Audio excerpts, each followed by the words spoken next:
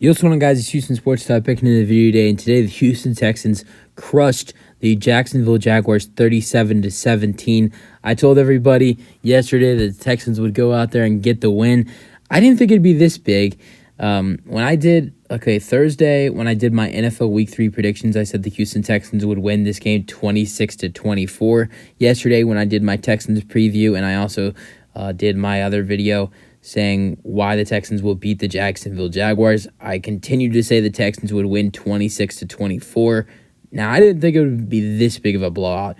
I thought if the Texans were going to win this game, they had to be perfect, and they would only win by in the area of 2 to 5 points. And they proved me wrong today. 37-17 win for the Houston Texans. This defense, played great against the Jacksonville offense.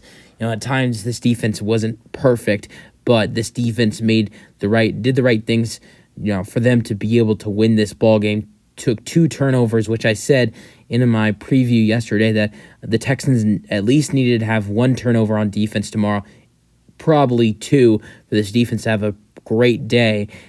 0 sacks, which Texans started off great week 1, had 4 sacks. Last 2 games they have 0 sacks. But it didn't matter if the Texans had 0 sacks on defense today because their defense brought pressure to Trevor Lawrence. And special teams, what a day for special teams. The unbelievable 85-yard punt return by Andrew Beck for a touchdown. What a play. I've never seen a fullback. I don't think, if that happened, it's a long time ago. Just like when the Dolphins scored 70 points today, and it's the first team to score 70 points since 1966. I'm talking about that long ago when a fullback scored a 85-yard punt return that was kickoff return touchdown. There's no way that's happened recent. It's been probably a long time since that's happened.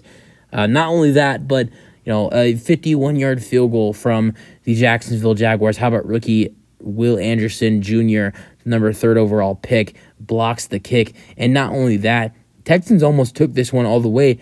They didn't, but they were able to get it all the way to the 41-yard line, and that set the Houston Texans up in great field position. And ultimately, the Texans were able to score on that drive as C.J. Stroud threw a 4-yard touchdown pass to Brevin Jordan on that drive. So special teams were great on those. Those were the 2 biggest shines that this special teams had: the blocked field goal and the return for the touchdown. There was also some other moments. Jacksonville missed another field goal. They missed the 48-yard field goal to start the game, then got blocked on the 51-yard field goal. I don't think that was really anything on the Texans doing, to be honest. I think that was just morally of a bad kick for McManus, although the Texans' special teams did bring some good pressure to McManus on that first kick. But I think ultimately the reason why he missed that first kick was a bad kick by McManus, the kicker for the Jaguars. But this was a great game by the Texans. C.J. Stroud continues to ball out. I've never seen a rookie play this good. C.J. Stroud is up there with Justin Herbert and Cam Newton. There's never been a rookie quarterback to get off to this amount of a hot start with no interceptions thrown, with the passing yards and the passing touchdowns that C.J. Stroud has thrown, and he is in the category of Justin Herbert and Cam Newton when it comes to rookies. That's a great category to be in, and he played great today. Threw another 30 passes with no interceptions. He's thrown a total of 121 passes in the NFL and has thrown 0 interceptions. I don't want to jinx that. And as much as I love C.J. Stroud and the Houston Texans, I have a feeling that might come to an end next week against the Pittsburgh Steelers. He's facing a great defense next week. Not saying the Texans are going to struggle. I'm just saying I think C.J. might throw his first interception next week against a good Steelers defense. I just watched them get 3 interceptions against Jimmy Garoppolo. C.J. Stroud's way better than Jimmy Garoppolo. But I'm thinking history could come to an end next week. I hope not. But Stroud looked great today. Let's not focus about next week just yet. I want to still focus on this week. 280 passing yards with 2 passing touchdowns. Stroud's 3rd and 4th career touchdown passes. Stroud also ran for 14 rushing yards as well. Stroud looked good. Now the run game. This is still a concern for me. It's the Texans' run game. Dameon Pierce looked better. Carries are still not that high. He did get a touchdown, but still just over 30 rushing yards. He's in his first 3 games for the Texans, has exactly 100 rushing yards for 1 rushing touchdown. There was multiple games last year where he had more than 100 rushing yards. So the fact that he's only got in 100 rushing yards with 1 rushing touchdown in the first 3 games, it's been a bad start for Dameon Pierce. His other mate, Devin Singletary, the backup running back, had a better game than him, had 5 less carries, but 10 more yards. Although I will say no excuses to Dameon Pierce or Devin Singletary, but Devin Singletary, a lot of his carries, a lot of his big carries, a lot of his big runs were coming when the Texans were up 34-17, and they just kept running the ball, and the Jags defense was not really able to stop it. He had 9 carries for 41 rushing yards. How about Tank Dell, man? I love the C.J. Stroud to Tank Dell connection. We saw it on the second drive where C.J. Stroud and the Texans were at the 48-yard line and threw a 42-yard pass to Tank. Or sorry, it was a 46-yard pass to Tank Dell. It was a great route by Tank Dell. Great read by C.J. Stroud to get the ball up the middle to Tank Dell. Almost got his first touchdown of the day, which ultimately would have been 2 touchdowns for Tank Dell in the day, and was a great connection. And ultimately, the Texans were able to put it in the end zone on a Dameon Pierce 1-yard touchdown run. Then the Texans were up 27-17. Now, keep in mind, when CJ threw that first pass, it was 0-0. So no points were on the board yet. That helped. That first pass to Tank Dell helped the Texans put the first points on the board. And ultimately, I'm not saying that the Texans didn't score first in this ball game; they would have not won. But I think scoring first and putting points on the board first for the Texans, I think that was a big thing to do in this game, showing that they're going to score first and they're not going to back down.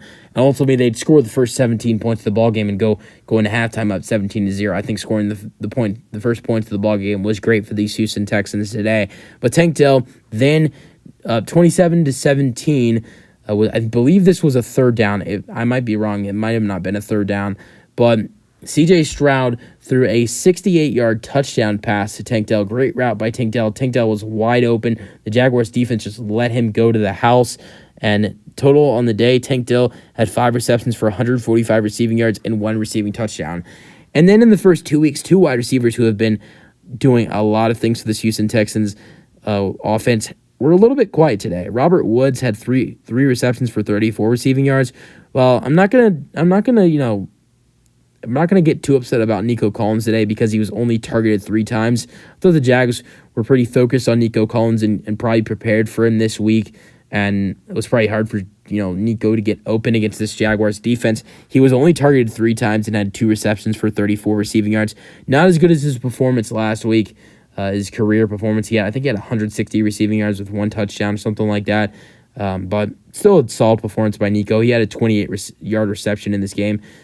He was leading the NFL in 20-plus yard catches, and I don't think he's probably still not leading the NFL after only having 1 today, but solid performance by Nico. Was only targeted 3 times.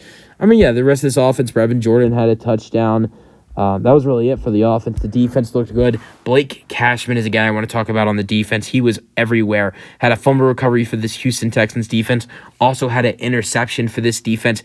Eric Murray and Jimmy Ward, the 2 safeties that the Texans got back from the injury list today in today's game, they made a huge impact. Jimmy Ward was all over the place, this Texans team, making big hits for the Texans.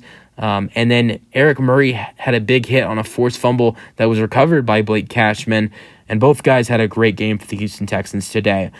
And the fact that the Texans won against the Jacksonville Jaguars, the AFC South chance from last season, and the favorites to win the AFC South again this year without 8 starters. Here's the good thing: the Texans play the Pittsburgh Steelers at home next week. It is the game where J.J. Watt gets inducted into the Texans Ring of Honor. Tickets are crazy. I would want to go, but tickets are starting at like $200-something, and that is with like the bad seats. So I'd rather just watch it on TV, even if I'm not able to see the JJ Ring of Honor thing. But I really think this is a potential win for the Texans next week at home against the Steelers. If they can play the way they did this week and getting some players back, they will get at least 3 starters back. Jalen Petrie will be back week 4 against the Steelers. He's been out since like the first or second quarter against the Baltimore Ravens in week 1.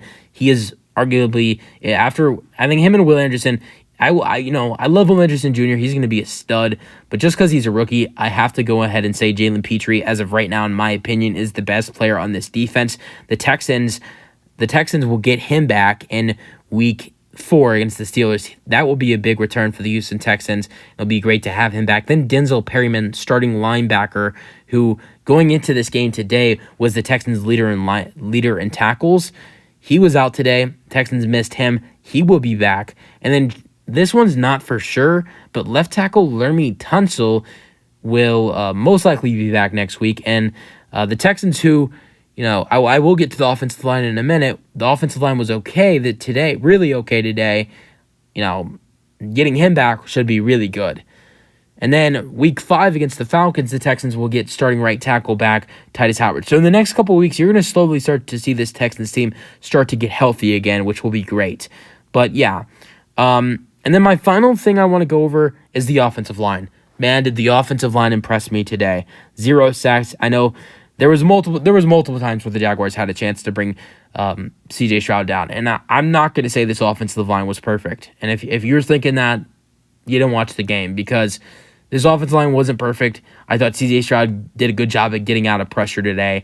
This offensive line was better than they were last week. That's for sure. That's definitely for sure. But this offensive line was still not that great. Penalties, they were way better with penalties today than they were last week. Now, pressure come to CJ, they were better, but still a lot of pressure came to CJ. Just CJ never went down. CJ did a great job at getting out of pressure today. And this was a great win for the Texans. I thought the offensive line did better. The defense did way better. I'm not going to really say the offense did better, because the offense wasn't terrible last week. The Texans were better in the red zone than they were last week. I don't think the offense was really that bad last week. They just were kind of bad in the red zone. The offense was not that bad at all last week. The Texans were better at the red zone. Their offense was definitely better than they were last week, but I thought they did better in the red zone and scored way more points. I mean, this is for this Texans team with this win for the Texans. They haven't scored. They scored 37 points in this ball game. Last year, the most points they scored was 32 points in a game, and that was the last year. That was the last game against the Colts. Last time the Texans scored this many points, the Texans scored 41 points against the Los Angeles Chargers in 2021. I think that was December. So it's been a long time since the Texans scored this many points, and I'll be honest. This was the most excitement I've ever had in watching a Texans game since 2020.